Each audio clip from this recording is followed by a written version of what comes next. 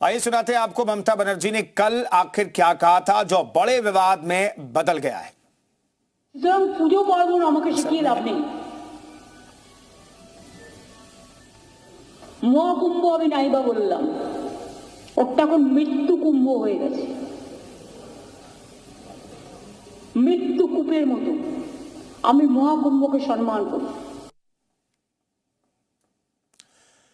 तो कुल मिलाकर देखें, इस बयान के बाद सियासत गरमाई हुई है। तुषार श्रीवास्तव हमारे सहयोगी इस खबर पर बातचीत करने के लिए सीधे जुड़ रहे हैं। तुषार, जो बयान कोलकाता में दिया ममता बनर्जी ने, उस पर लखनऊ में भी सियासत जबरदस्त तरीके से हो रही है और पूरी समाजवादी पार्टी इस बयान के समर्थन में दिखाई दे रही है, चाहे शिवपाल हो या फिर अखिलेश यादव हो। बिल्कुल, देखिए, ये कहा जाएगा कि अखिलेश यादव जरूर समर्थन में है, लेकिन समाजवादी पार्टी के तमाम विधायकों से भी मेरी आज बातचीत हो रही थी। वो इसको लेकर बहुत कुछ बोलने को तैयार नहीं है। ये जरूर है कि वो अखिलेश यादव के स्टैंड को देखना जरूर हो रहे होंगे कि उनका क्या स्टैंड होता है इस मुद्दे को लेकर। लेकिन जब मेरी सुबह बातचीत हो रही थी तो तमाम विधायकों ने कहा कि आस्था को लेकर हम कुछ नहीं बोलेंगे और महाकुंभ हमारे आस्था का विषय है। यानी कि समाजवादी पार्टी के विधायकों के आपस में जो बयान है वही कहीं ना कहीं कॉन्ट्राडिक्ट है। अखिलेश यादव ये जरूर कह रहे हैं कि ममता बनर्जी एक प्रदेश के मुख्यमंत्री हैं, वहाँ के भी लोग जो भगदड़ हुई उसमें मरे थे, इस वजह से उन्होंने इस तरह की बयानबाजी की है। लेकिन उनके जो तमाम विधायक हैं वो इस बात पर कुछ नहीं बोल रहे हैं। वो कह रहे हैं कि आस्था का विषय, हम इस मामले पर कुछ नहीं बोलेंगे, हमको महाकुंभ से हमारी पूरी श्रद्धा है। तो तमाम अलग अलग बातें निकलकर इस पूरे मामले में सामने आ रही हैं। लेकिन एक बात साफ है कि ममता बनर्जी के इस बयान ने एक बार फिर से यूपी में सियासी हलचल मचा दी है। उनके बयान पर अब जमकर सियासत हो रही है, जहां एक तरफ भारतीय जनता पार्टी के लोग उन्हें मानसिक दिवालिया बता रहे हैं, तो वहीं दूसरी तरफ भारतीय जनता पार्टी के तमाम लोगों ने कहा है कि ममता बनर्जी के बारे में तमाम तरह की अलग अलग बातें भी उन्होंने कही हैं।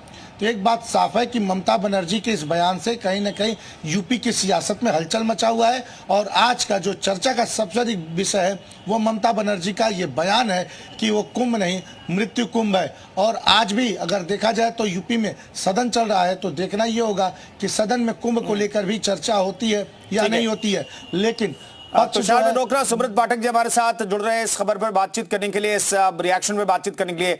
पाठक साहब, ये जो ममता बनर्जी ने कहा उसका विरोध तो ही रहा था, लेकिन उत्तर प्रदेश में पूर्व मुख्यमंत्री अखिलेश यादव समाजवादी पार्टी के राष्ट्रीय अध्यक्ष कह रहे हैं कि भाई सही कह रही है ममता बनर्जी। क्या कहना चाहेंगे आप?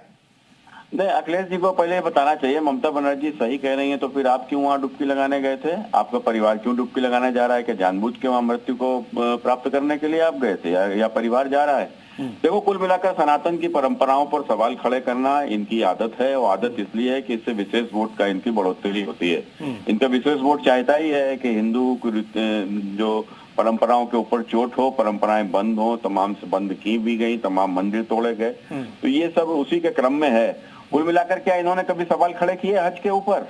अखिलेश यादव जी को यह भी बताना चाहिए इन्होंने हज हाउस क्यों बनाया था। हज तो हमारे देश का है नहीं, हज हमारे देश में होता भी नहीं है। हमारे देश के लोग जाकर वहाँ जाते हैं और हमारे देश का पैसा वहाँ जाता है। कुल मिलाकर कुंभ हमारे देश में हो रहा है। हमारे देश के लोग, सनातन के लोग, दुनिया भर में जितने कहीं भी सनातन को मानने वाले हैं वो आज कुंभ में आ रहे हैं और निश्चित रूप से इसका तमाम आर्थिक पहलू पर भी इसका लाभ भी हो रहा है, जो कहीं ना कहीं इनको पीड़ा इसलिए दे रहा है कि इस कुंभ ने इनके झूठ को नकार दिया है।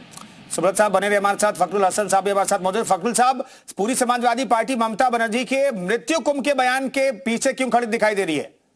देखिए, पहले तो भारतीय जनता पार्टी के प्रवक्ता इस बात को जान ले कि ये बाबा साहब का देश है। जिस बाबा साहब के संविधान का भाजपा विरोध करती है, ये उन्हीं बाबा साहब का देश है और इस देश का संविधान सभी को धार्मिक आजादी देता है। इसलिए हिंदुस्तान में मंदिर भी है, मस्जिद भी है, गिरजाघर भी है। नहीं, आप बीच में नहीं बोलिएगा, मैं आपके बीच में नहीं बोल रहा था। और जिन लोगों को अपने जो काम है अगर गलत कुछ हुआ है उसको छुपाने के लिए केवल धर्म का सहारा लेते हैं। कुंभ में जो जिन परिवारों ने अपनों को खोया है, अगर हम उसकी कहते सूची जारी कर दो तो सूची जारी नहीं करेंगे, ये इधर उधर की बात करेंगे। कल विधानसभा में मुख्यमंत्री जी ने उर्दू को लेके जो बयान दिया, वो इसलिए बयान नहीं आया था कि उर्दू पे बयान देना है, वो बयान इसलिए आया कि वो आपसे कुंभ पे सवाल ना पूछे जाए, आवश्यकता पे सवाल ना पूछे जाए। और जब कोई सवाल पूछेगा तो आप सनातन विरोधी हैं, आप सनातन विरोधी हैं। क्यों? क्योंकि आप तो कुंभ पे सवाल पूछ रहे हैं। नहीं, हसन साहब, सुब्रत पाठक तो पहले कह रहे कि भाई अगर मृत्यु कुंभ था तो अखिलेश यादव पूरे परिवार के साथ क्यों गए स्नान करने के लिए? देखिए, भाजपा की सरकार ने भरोसा दिलाया था, विश्वास दिलाया था कि कुंभ में जो लोग श्रद्धालु आएंगे वो श्रद्धा की डुबकी लगाएंगे और सुरक्षित वापस जाएंगे। ये विश्वास दिलाया था भारतीय जनता पार्टी की केंद्र की सरकार ने भी। दिल्ली के रेलवे स्टेशन पे क्या हुआ, यहाँ प्रयागराज में कुंभ में क्या हुआ, उन परिवारों ने, जिन परिवारों ने अपनों को खोया है, अगर हम उन परिवारों को इंसाफ दिलाना चाहते हैं, अगर उन परिवारों को मुआवजा दिलाना चाहते हैं, तो क्या दिक्कत है भारतीय जनता पार्टी? क्या वो सनातनी नहीं थे? क्या वो हिंदू नहीं थे? जिन परिवारों ने अपनों को खोया, आप हिंदू करके, ठीक है, सुब्रत पाठक की जवाब दीजिए। परिवारों से करते आप उनसे हर साल हज पे मृत्यु होती है, हर साल हज पे मृत्यु होती है। अभी इस साल ही गर्मी के कारण से कितने लोग हज पर मर गए थे, भगदड़ से कितने लोग मर गए थे। तो क्या हज पे प्रतिबंध लगा देना चाहिए? हिंदुस्तान से कोई हज नहीं जाएगा, इस पर प्रतिबंधित कर देना चाहिए इसको। बताइए।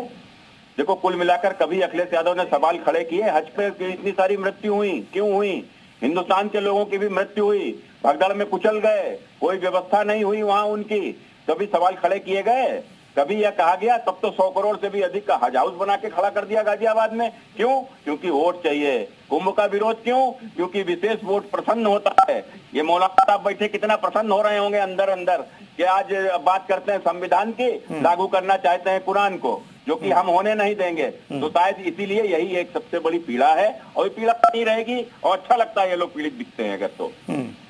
फखरुल हसन साहब, जिस कुंभ में, महाकुंभ में 55 करोड़ से ज्यादा लोगों ने आस्था की डुबकी लगाई है, उसे मृत्यु कुंभ कहना कितना सही है? सुन लीजिए जी। जो हज होता है वो हज हिंदुस्तान में नहीं होता है। और हिंदुस्तान में बाबा साहब का संविधान है, सऊदी अरब में बाबा साहब का संविधान है, और जितनी भी मौतें हुई सऊदी अरब में भगदड़ में, क्या कोई इनकार करता है? क्या सऊदी अरब की सरकार ने कहा कि हमारे यहाँ मौतें नहीं हुई? कोई मना करता है? क्या उन मौतों की संख्या को छुपाया जाता है?